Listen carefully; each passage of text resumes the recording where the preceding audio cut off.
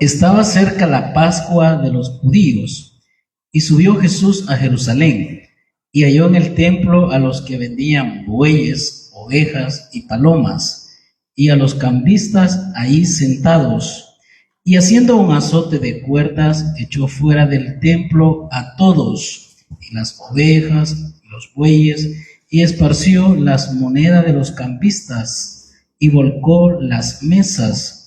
Y dijo a los que vendían palomas: quitad de aquí esto, y no hagáis de la casa de mi padre casa de mercado. Entonces se acordaron sus discípulos que estaba escrito: el celo de tu casa me consume. Sí, 17. Muy bien. Si se fijan en el 17 hay una palabra muy importante que vamos a explicarla. El celo de tu casa me consume. ¿Por qué Jesucristo expulsó a estos comerciantes? Porque tenía un celo espiritual por la casa de Dios, ¿verdad? El cuadro, el dibujito recrea muy bien que el atrio de los gentiles era un mercado. Hay un evangelio que dice que Cristo en ese momento no permitía que nadie caminara en ese atrio, porque fíjense que a veces la gente para hacer el recorrido más pequeño se atravesaban por ahí, por el atrio, ¿verdad? Para acortar distancia. Como era un mercado, ¿me entiendes? La gente se pasaba por ahí. Entonces, lo que Cristo demostró ahí fue el celo por las cosas de Dios. ¿Cuánto celo tiene usted por las cosas de Dios? ¿Alguna vez usted sintió su primer amor cuando conoció a Cristo Jesús? Dice Juan en Apocalipsis que hay que volver al primer amor, pero no con su ex. No es acercarse más a Cristo Jesús, ¿verdad? De que no lo vaya a agarrar por el lado equivocado. Volver al primer amor, si es que algún día usted lo sintió. Entonces, hermano querido, vimos esta introducción la vez pasada. Juan se valió de este pasaje en el cual Cristo limpió el templo en justa indignación para enseñar acerca de Jesucristo como el Mesías prometido y el Hijo de Dios. Ese acto de limpiar el templo estaba hablando que él tenía la autoridad como Dios Hijo de limpiar el templo, ¿verdad? En este pasaje subraya 3 atributos de Jesús que confirman su deidad. Los 3 pasajes nos enseñan que Cristo es Dios. Fíjense que ahí hay 3 cosas importantes en lo que hemos leído. Su celo por la corrupción. Por la corrupción que había en el templo. O sea, él tuvo santa indignación por lo que estaba haciendo la gente con las cosas de Dios. Número 2. Su poder de resurrección. Cuando habla de que destruyan este templo y en 3 días lo reedifico. Hablaba de resurrección. Y cuando usamos la palabra resurrección, indiscutiblemente estamos pensando en ¿qué? En que Cristo murió por nuestros pecados, que fue sepultado y que resucitó al 3er día. Y número 3. Su percepción de la justificación. Esa parte no la leímos, no la leyó el hermano, pero ahí habla que Cristo hizo algunos milagros y alguna gente creyó y fue salvada, pero no todos, ¿verdad? Y eso vamos a explicarlo hoy en la tarde, así que tengo que apresurarme para llegar hasta ese punto. Juan 2:15 dice, como ya leímos o expliqué el domingo pasado, Juan 2:13-14, y lo voy a leer primero, dice: estaba cerca la Pascua de los judíos y subió Cristo a Jerusalén. Y halló en el templo a los que vendían bueyes, ovejas, palomas, y a los cambistas ahí sentados. Y luego sigue eso. Y haciendo un azote de cuerdas, echó fuera del templo a todos, y las ovejas y los bueyes, y esparció las monedas de los cambistas, y volcó las mesas. Y Jesucristo habrá agredido a las personas con el azote. ¿Sí o no?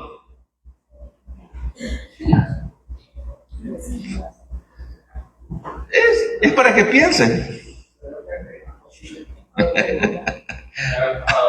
¿Ah?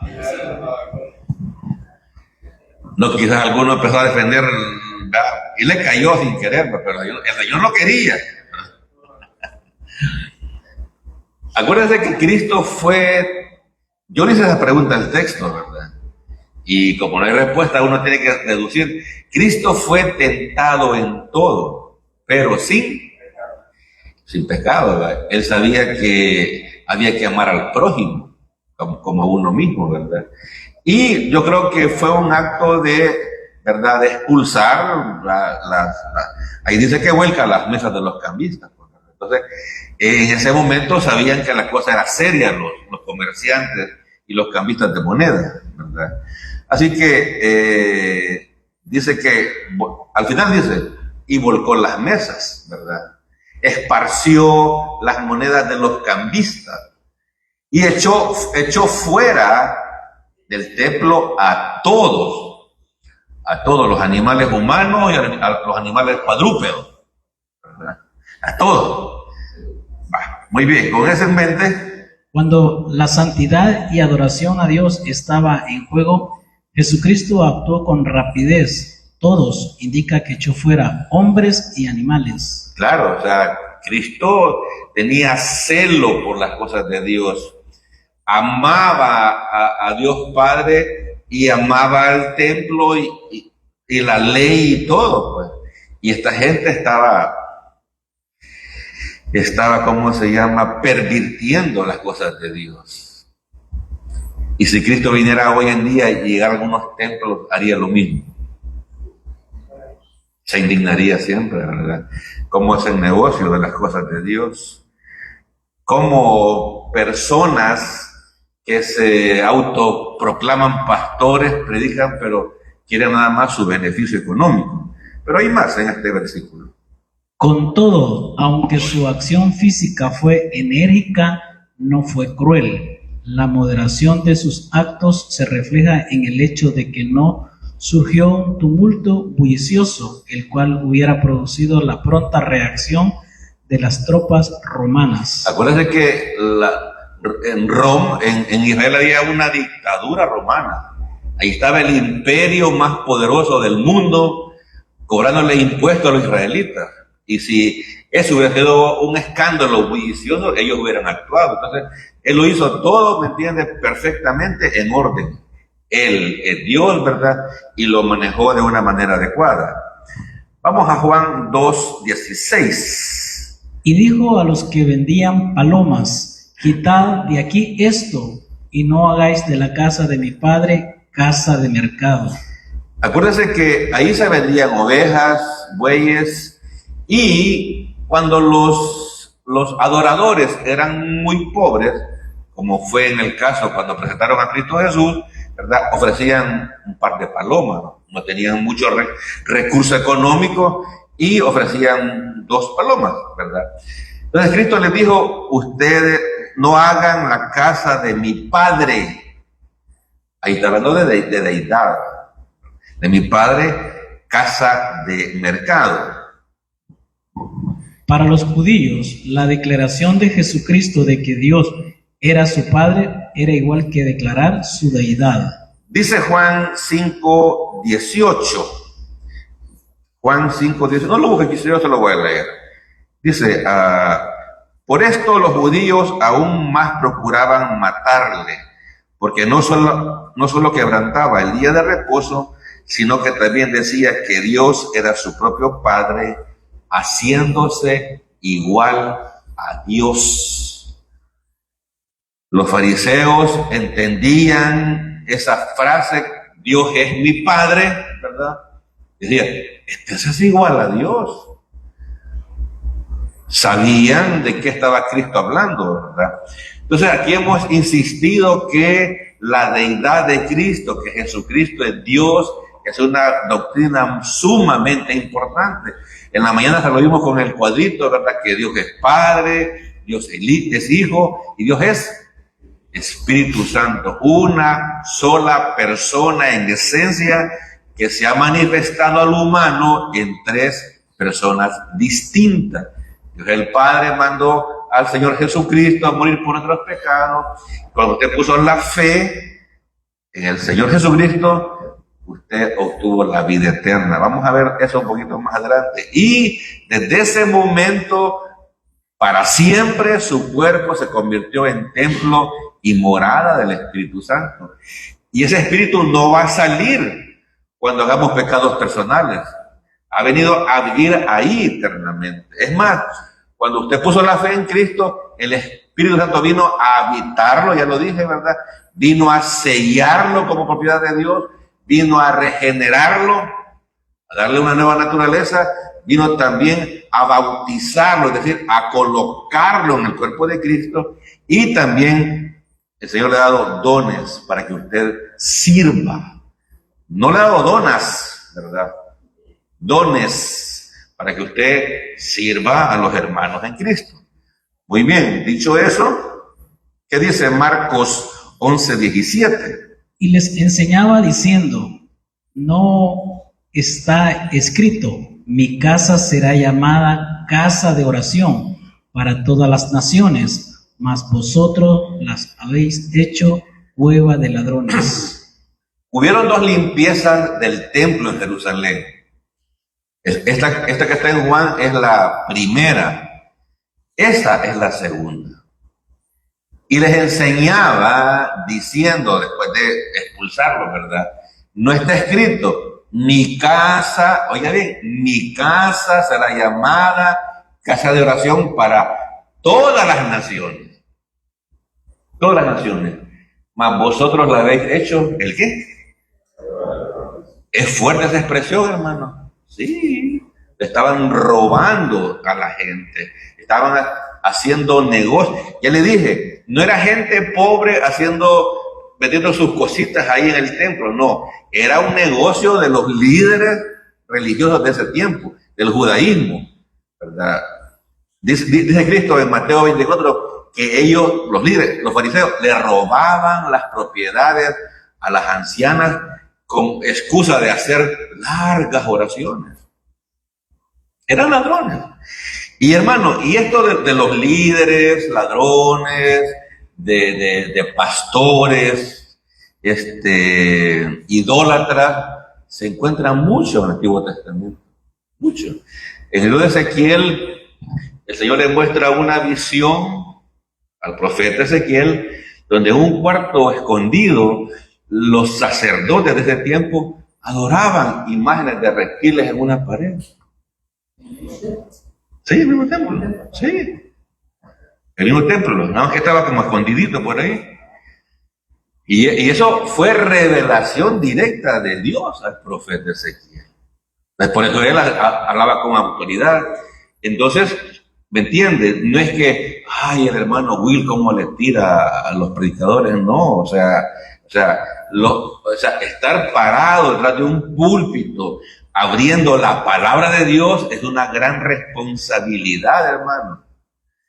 Es una gran responsabilidad, y yo a veces me preocupo cuando oigo, ¿me entiende? Cosas, ¿verdad? Y digo, wow, este individuo sabe que está engañando a la gente, y esa pobre gente, por ser negligente, hasta se va al infierno porque no le gusta leer a la gente. No tiene celo por las cosas de Dios. Le gusta el cultito, le gustan las alabanzas, lloran en las alabanzas, pero no escudriñan las escrituras. Entonces dejan que un lobo vestido de oveja los engañe. Mire cómo hablaba el profeta Isaías de los líderes.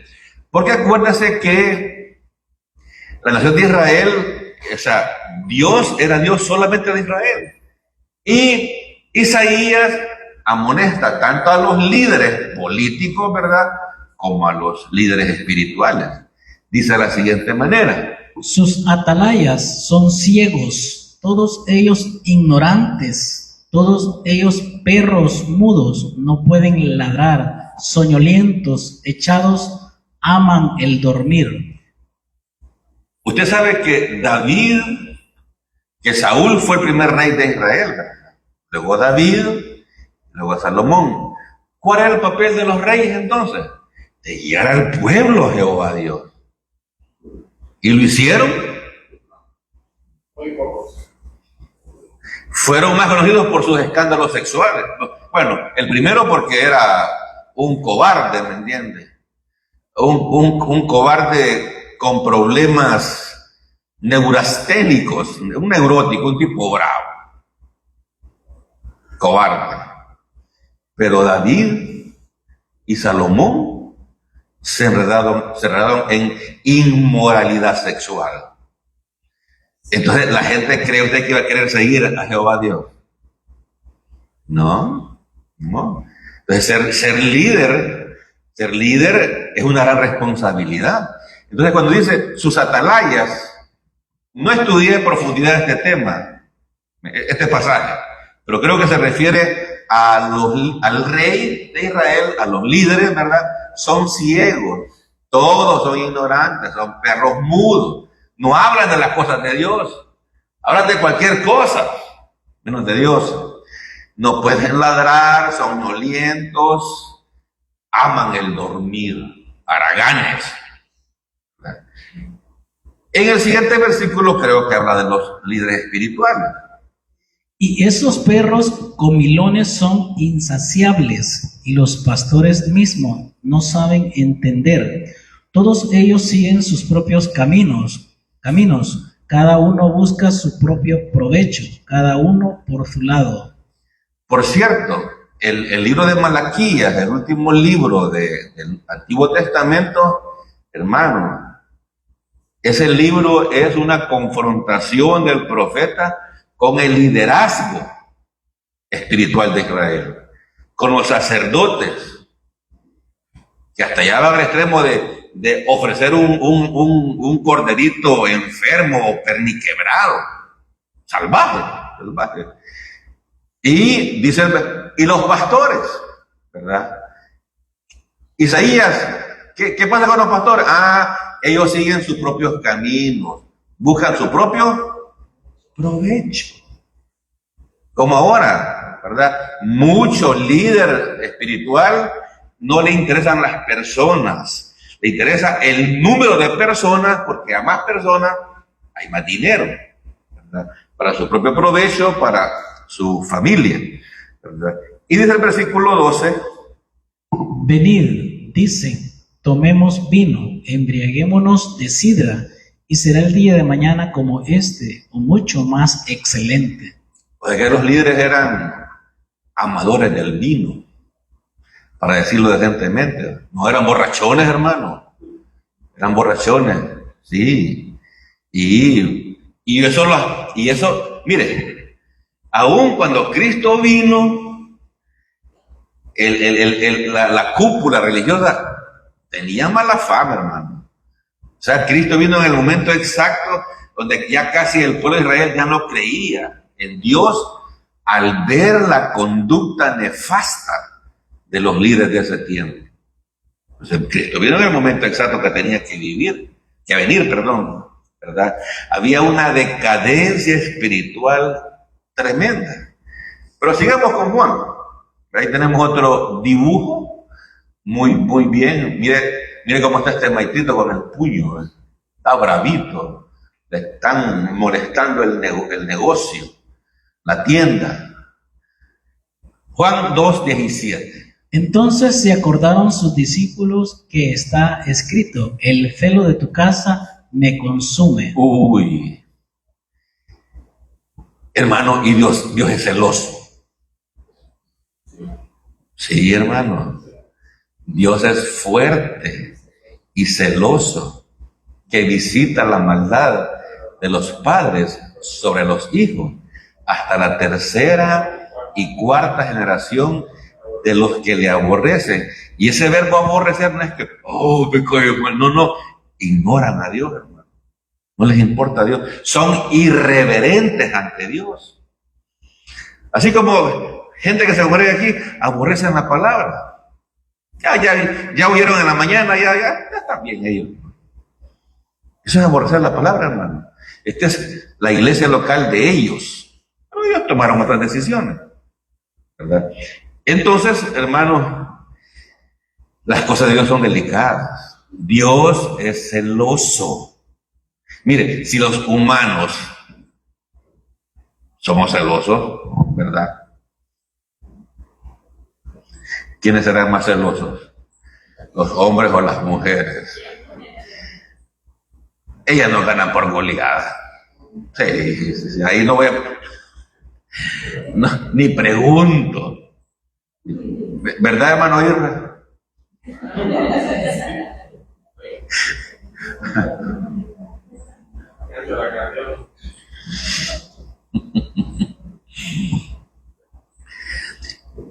Hay pasajes en la Biblia, hermano, donde se manifiesta el celo de Dios, abundante, abundante. ¿Por qué cree usted que Dios envió fuego sobre Sodoma y Gomorra? Esta gente estaba haciendo lo contrario a la voluntad de Dios, se habían pervertido mentalmente. Cuando Moisés baja del monte Sinaí y los judíos habían hecho un becerro y estaban adorando al becerro, se manifestó la ira de Dios, el celo de Dios. ¿Qué pasó ahí? Murieron personas. Dios lo ordenó. Dios lo ordenó. Porque Dios es celoso. Hay otro pasaje cuando una pareja y un muchacho había agarrado a una mujer extranjera y se jactaba de eso, ¿verdad? Y creo que viene un muchacho hijo de un sumo sacerdote, agarró una lanza. Eso es fuerte, hermano. O sea, no se enfoque, uy, qué violencia. No. Enfóquese en el celo que ese individuo tenía por las cosas de Dios. Los atravesó a los dos. ¿Me entiendes? Porque estaba quebrantando abiertamente un mandamiento de Dios que se les había dicho que no se juntaran con mujeres paganas. El hombre sintió celo de la palabra de Dios. También Dios había dicho, no matarás. Pero el celo lo embargó e hizo eso. Entonces, hermano, Dios se ha perdido mucho hoy en día, ¿verdad? Hace años cuando la gente se convertía, llegaba nueva a una iglesia, wow, se miraba, se notaba que andaba en el primer amor. Pero no andaba con su ex, andaba con su primer amor con el Señor Jesucristo, ¿verdad? Así que no lo tome a mal.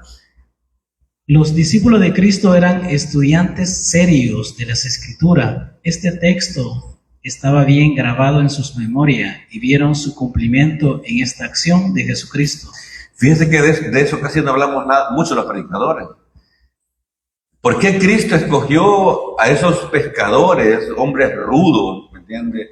Que se tiraban a la mar, hombres asoleados, ¿me entiende?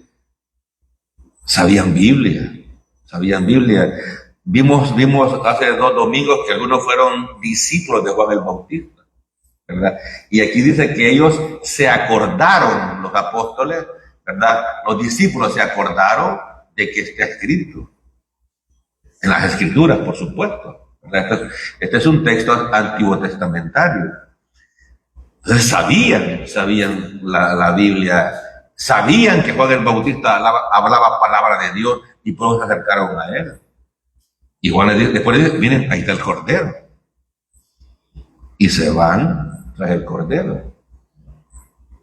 No eran intelectuales, no era gente refinada de la alta sociedad económica. No. Eran personas que tenían celo por las cosas de Dios. Hay un libro escrito por un escritor famoso, 12 hombres comunes y corrientes se llama. Yo leí como unas 30 páginas, pero tengo tantas cosas que hacer. Lo dejé a medias. Ahí lo vamos en la computadora. Hay otro libro que se llama, si algún día tal vez usted ahí está gratis en internet, biografías de grandes cristianos. Hermano. Biografías de gente con celo por las cosas de Dios. Hicieron cosas buenísimas. Misioneros, ¿cómo se llama el que fue a China? Huston Taylor. Wow. Leer la biografía de Hudson Taylor, hermano. Se va para la China, estuvo ahí 2 años predicando, nadie le hacía caso, ¿verdad? Se fueron de misioneros, se fueron a China. Y aprendió el idioma y empezó a vestirse como chino. Ahí sí funcionó. Se funcionó y ahí en China se muere la esposa de él de malaria. Eso no hizo que se regresara a Inglaterra, hermano. A veces iba a Inglaterra, pero a traer dinero para seguir predicando. Y sigo adelante predicando. Hermano, ahorita en China, la iglesia evangélica está supervisada por el gobierno de China. Pero se cree que hay algunas iglesias clandestinas que hacen los cultos en las casas, ¿verdad? Porque el gobierno les dice qué van a predicar y qué no van a predicar. Entonces, ese es celo, hermano, celo por las cosas de Dios. Es importante que los creyentes diariamente estudien en sus casas las Escrituras. ¿Sí o no? Claro que sí, claro que sí. Pregunta. ¿Qué es el celo espiritual? Mire, la palabra celo, la definición que da el diccionario es el celo es Empeño y esmero que una persona pone al realizar una tarea o deber. Esmero, fervor, pasión, celo por el culto divino, la caridad y las buenas obras. Ese es el celo. Yo decía en la mañana, ¿verdad? Algunos de ustedes son empleados o trabajan propio, pero ustedes son bien diligentes en hacer las cosas que se refieren a su trabajo. Son celosos. Quieren que las cosas funcionen, que estén ahí en el momento que se necesiten, ¿sí o no? ¿Y por qué no con las cosas de Dios? ¿Ah? ¿Y por qué nos esmeramos solamente en las cosas seculares? Una pregunta válida. ¿Por qué sí somos celosos con las cosas que nos van a generar ganancia? ¿Y que acaso no Dios nos ha dado todo eso? Porque la raíz de eso, de lo que tenemos, es Dios. Él nos los ha dado para que lo administremos y tengamos una vida tranquila. Entonces se nos olvida, ¿verdad? La raíz. Se nos olvida. Y sí, somos muy eficientes en las cosas terrenales, pero muy pobres en las cosas espirituales. Entonces, otra pregunta. ¿Tiene usted celo por las cosas de arriba? ¿Sí o no? Evidentemente, los hermanos que vinieron en la mañana y no están aquí, no tienen celo. Son hijos de Dios preciosos, salvados por gracia. Consideraron que era más importante lo que iban a hacer ahora en la tarde. O lo que no iban a hacer, que están dormidos ahorita. O quizás viendo alguna serie, una serie muy importante en Netflix, ¿verdad? Como The Chosen. Habla de Cristo.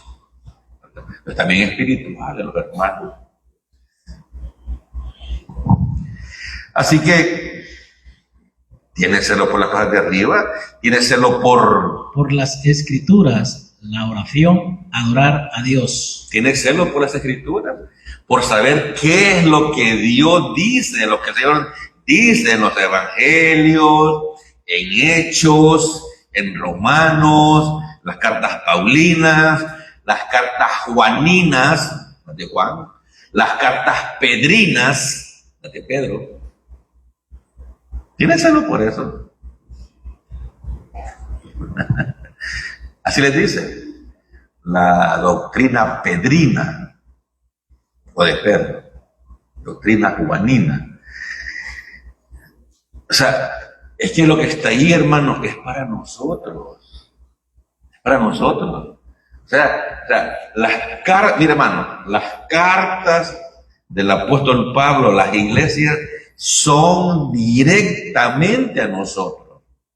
Específicamente para nosotros, exactamente para nosotros. Claro, podemos hallar mucha bendición en Salmos, ¿verdad? Mucho, ¿cómo se llama? Descanso, ánimo en los Salmos. Podemos oír muchos consejos psicológicos en Proverbios muy buenos para practicarlos. Por cierto, el más popular y más repetitivo es de que cuidemos la lengua para no meternos en problemas. Cuidemos la lengua para no meternos en problemas. Cuidemos la lengua. Cuidemos los labios, dice Proverbios. Cuiden su boca. ¡Ey! Esa es psicología divina, hermano. ¿Cuántos divorcios se han dado que comenzaron por palabras? Sí, hermano. Es que, mire, la mayoría de problemas matrimoniales o familiares son por cosas pequeñísimas. Y muchas incluyen palabras. Tú le dices algo a un hijo, ya por ese, la señora o el señor se enojó, ¿me entiendes? Se endiabló.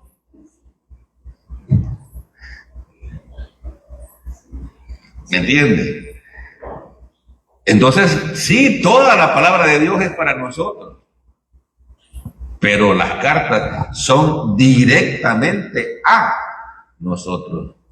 Entonces ahí está la forma como debemos de conducirnos diariamente.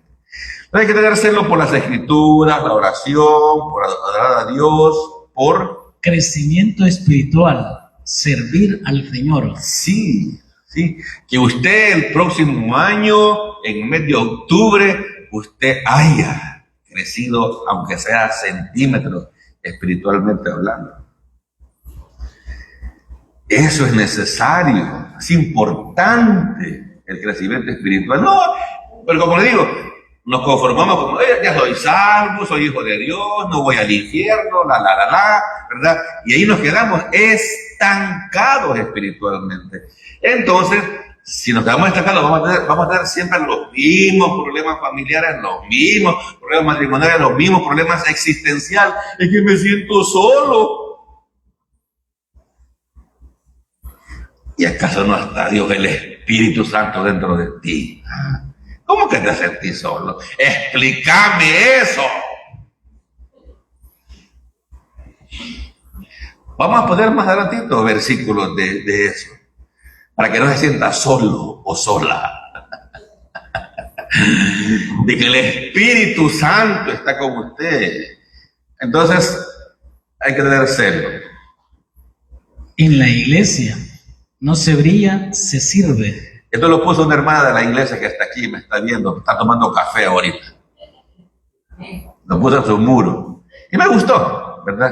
Y es cierto, es que todo creyente debería, ¿verdad?, tener celo espiritual y buscar hacer algo para Dios, agradar a Dios, ser agradecido con Dios. En la iglesia, hermano, no se viene a brillar. No se viene, miren, yo soy la estrella, yo soy Mbappé.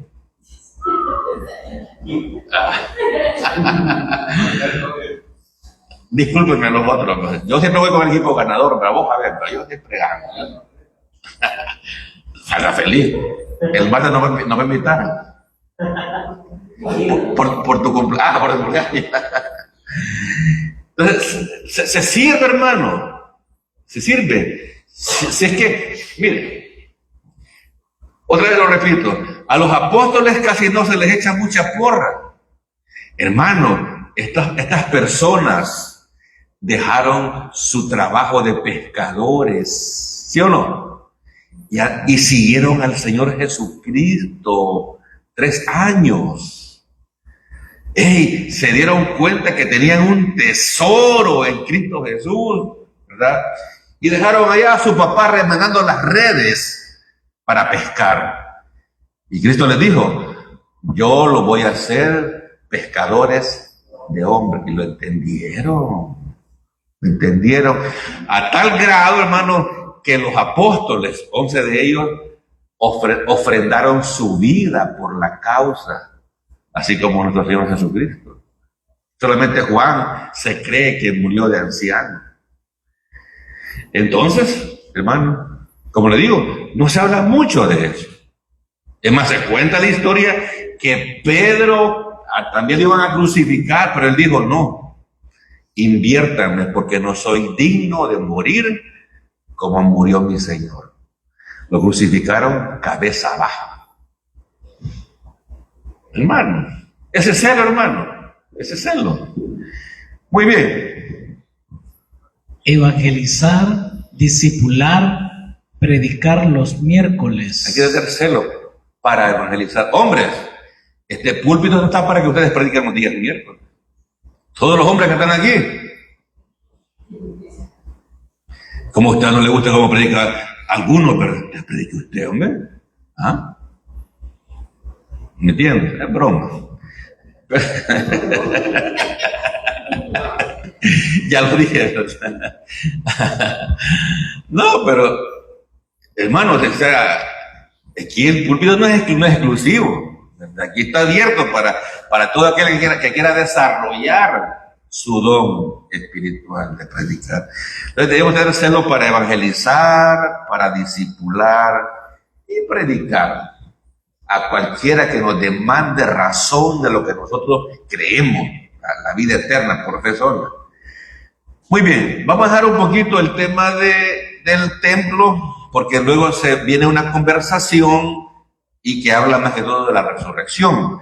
El hermano Gabriel va a leer Juan 2, 18 al 22.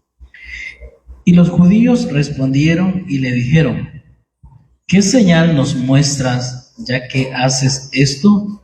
Respondió Jesús y les dijo, destruid este templo y en 3 días lo levantaré.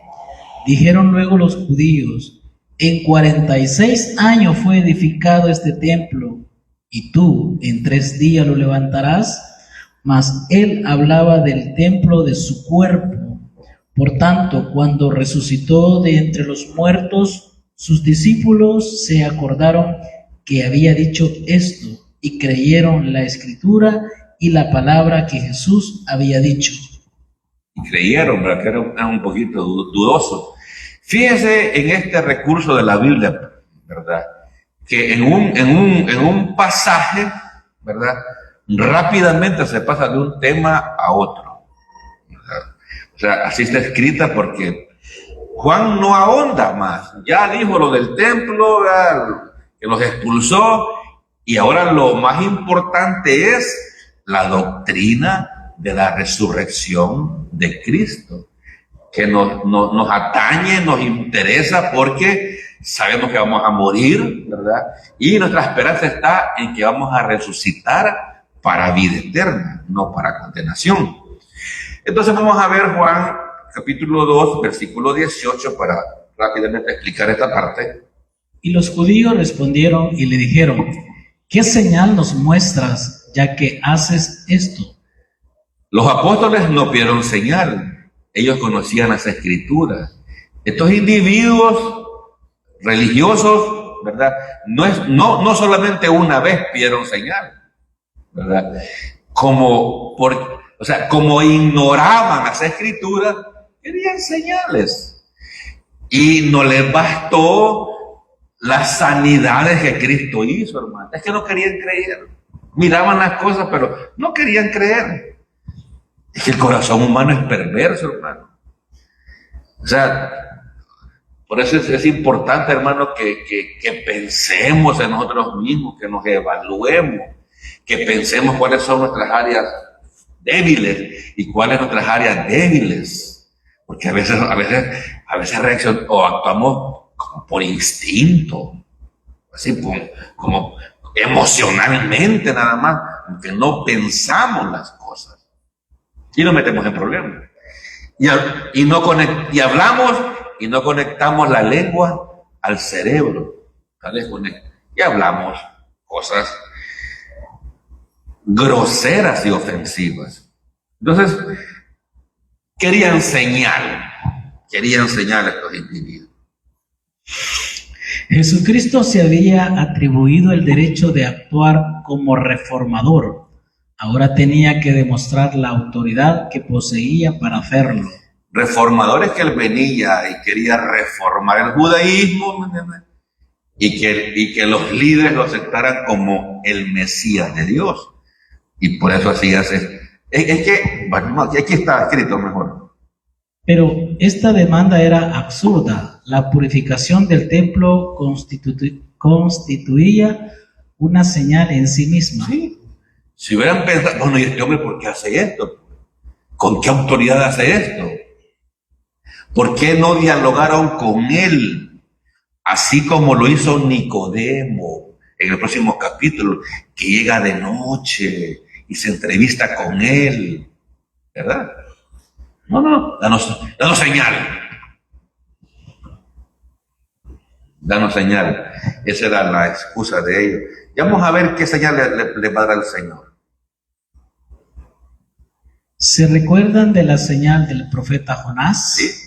En otro pasaje, cuando ellos piden señal, Cristo les dice esto en Mateo 12:38. Entonces respondieron algunos de los escribas y de los fariseos, diciendo: Maestro, deseamos ver de ti señal. ¿Te das cuenta?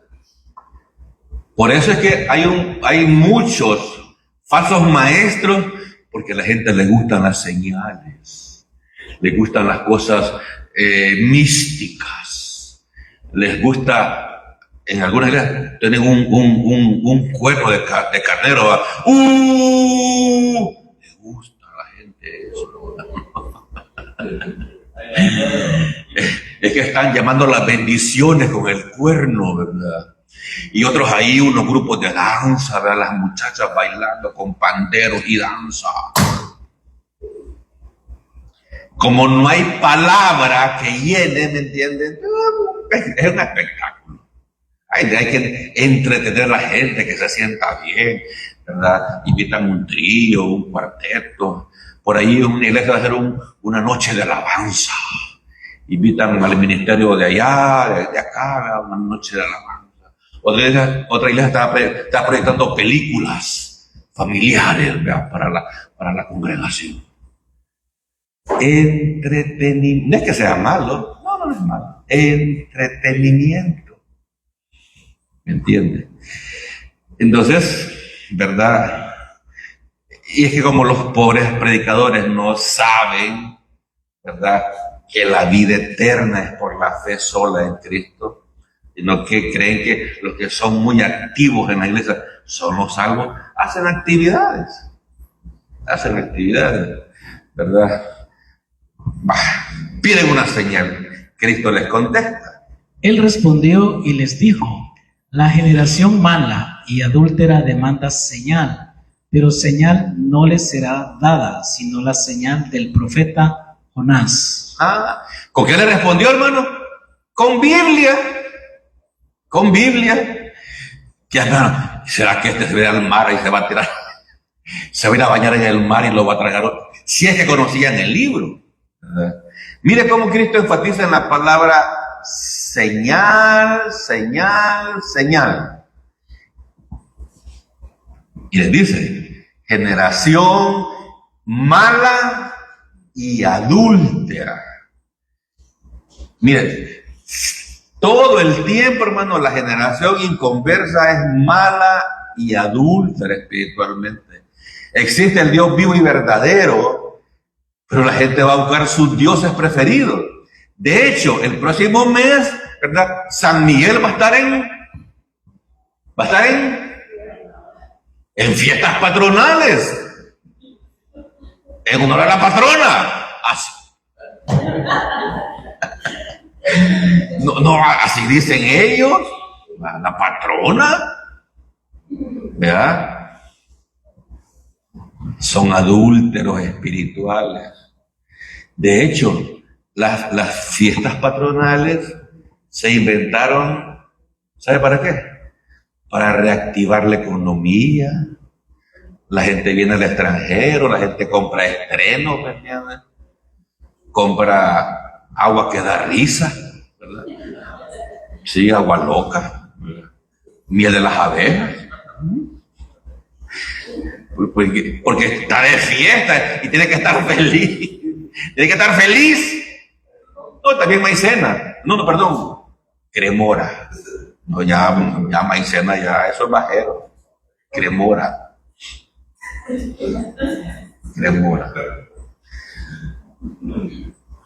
Entonces, ¿me entiendes? Son adúlteros espirituales.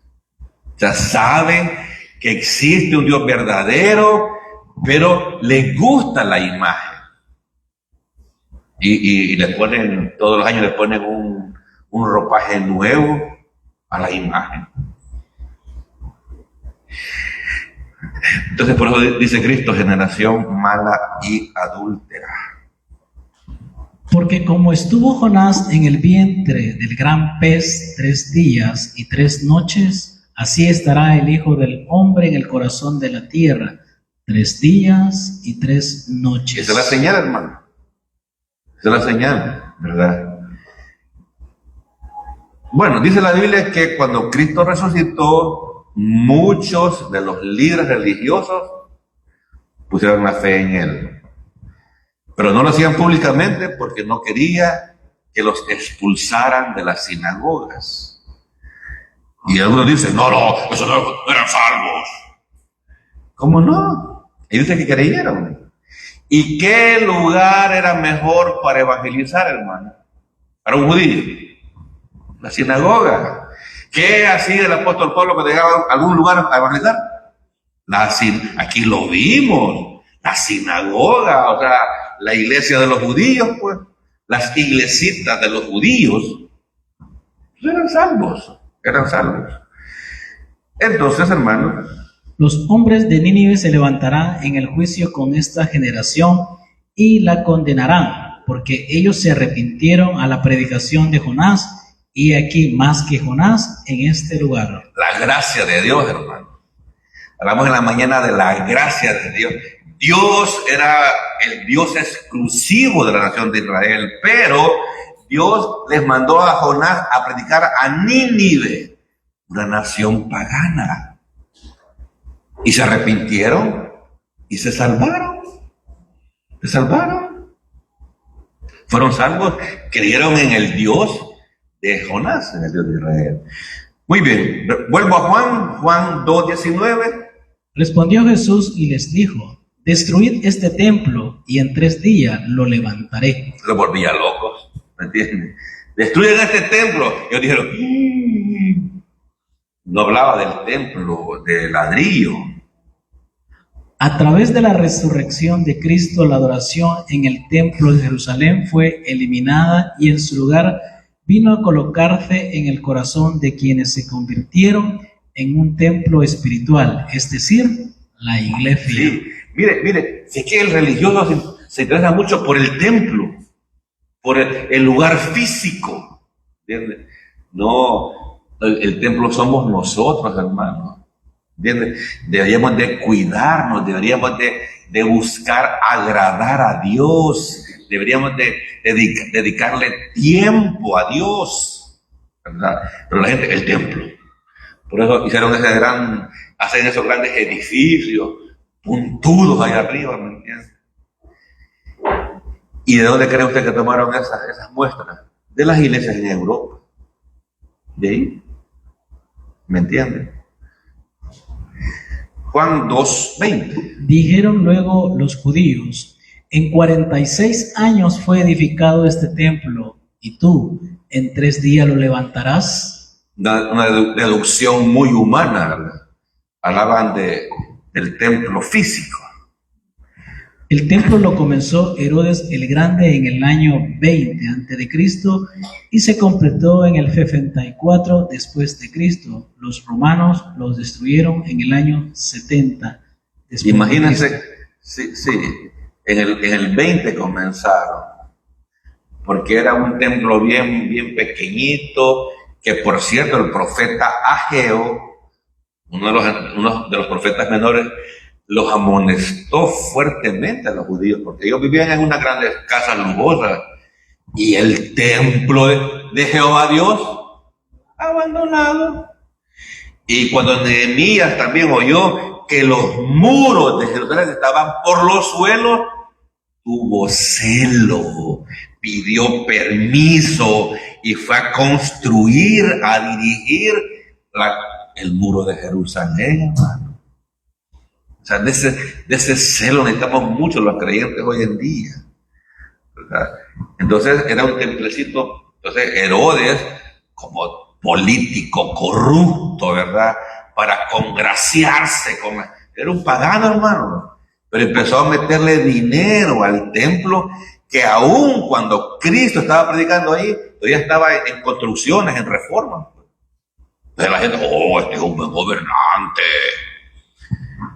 Algún parecido con alguien es simple casualidad, ¿verdad? Excelente gobernante. Sí, mire, nos quiere. Nos va a dar atún con macarrones. Políticos astutos que saben lo que la gente quiere, le dan un poco, mire, y lo llenan de esperanza, que todo va a ser mejor, que todo va a cambiar, ¿entiendes? Y la gente les cree.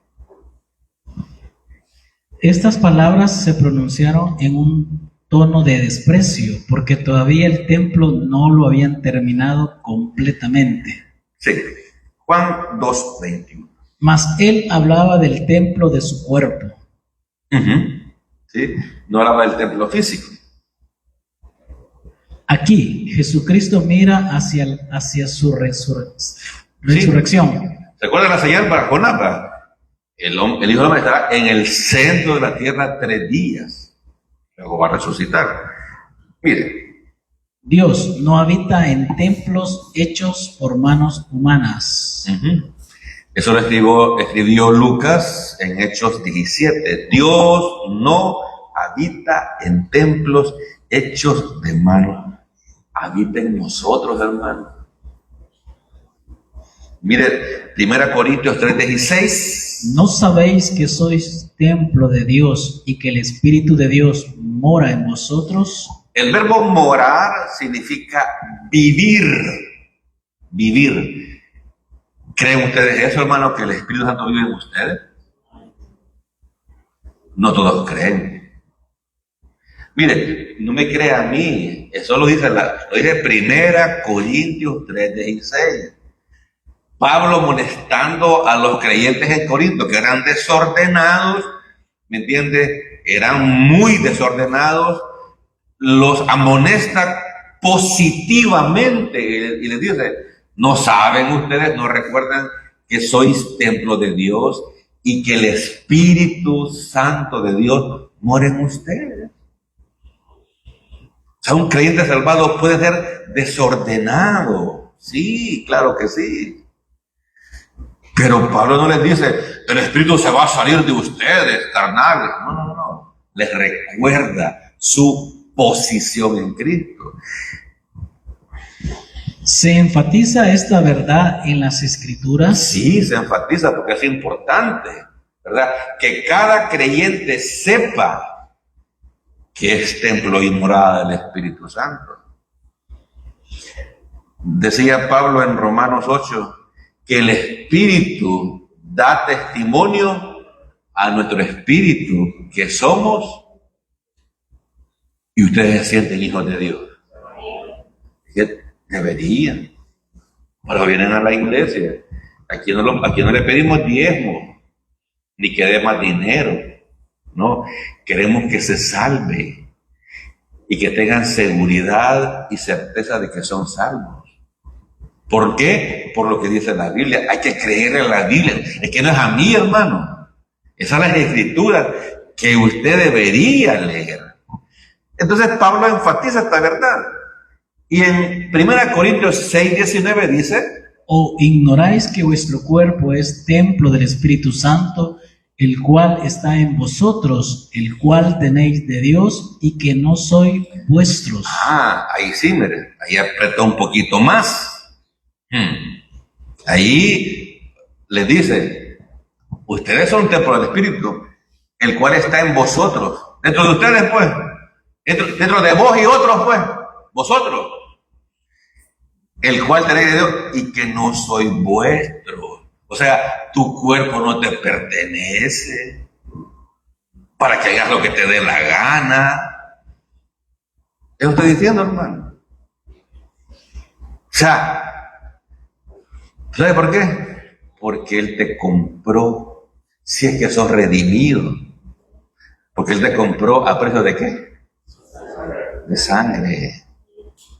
Eso significa redención, pagar un precio.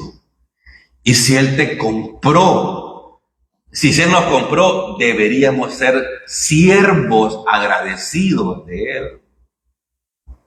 Y la palabra que usa Pablo no es siervo, hermano. Es esclavo. Y el esclavo no tiene libertad para decidir. Pero Dios en su gracia, en su paciencia, en su amor, nos da libertad y nosotros abusamos de esa libertad. ¿Verdad? Entonces deberíamos ser responsables. Así que ya no soy vuestro, dice Pablo en Corintios. Y agrega, porque habéis sido comprados por precio. Glorificad pues a Dios en vuestro cuerpo y en vuestro espíritu, los cuales son de Dios. ¿De quién es tu cuerpo? Entonces, ¿verdad? Entonces se da cuenta que en el dinero está la bendición, ¿verdad? Somos templo del Espíritu. Pero en el 20 está la responsabilidad porque somos templo, ¿verdad? ¿Por qué Pablo? Porque fueron comprados. Entonces, un mandamiento: glorifiquen pues a Dios con vuestras vidas, con vuestros cuerpos. No sean solamente muy eficientes en su trabajo secular. Glorifiquen a Dios. Los cuales son de Dios. Tu cuerpo y todas nuestras pertenencias materiales son de Dios, hermano. Si Él es el dueño de todo, el oro y la plata. Nos ha dado esas cosas para que las administremos eficientemente, ¿verdad? Y termino con este último. 2 Corintios 6:16. ¿Y qué acuerdo hay entre el templo de Dios y los ídolos? ¿Por qué vosotros sois el templo del Dios viviente? Como Dios dijo, habitaré y andaré entre ellos, y seré su Dios, y ellos serán mi pueblo. Fíjense bien que Pablo solo a los corintios les da esa afirmación, que es para todos, ¿verdad? Para todos. Entonces, esta es una afirmación, hermano, porque vosotros sois el templo del Dios viviente. Lástima que no hay un punto final después de esto, pero es una gran verdad, hermano. Como Dios dijo, dice el escritor, habitaré y andaré en ellos. Este es invento mío, ¿me entiendes? Que solamente puse en negritas pero es una verdad. ¿Está el Espíritu en nosotros, hermano? No, es que no se les creo. Así como grita en la casa, hombre, así grita, ¡amén! Ojalá que lo crean. Yo veo aquí algunas caras de incrédulos. ¿Será Biblia? Es que a mí no me consta. Y está en la pared ese versículo. A saber si será cierto. Mire, tiene razón a dudar, fíjate. Entonces leas Primera de Corintios hoy en la noche, pues, ¿verdad? Para que vea que ahí está. Oremos. Padre, te damos gracias, Señor, por esta reunión. Abre la mente, Señor, abre el corazón de nuestros queridos hermanos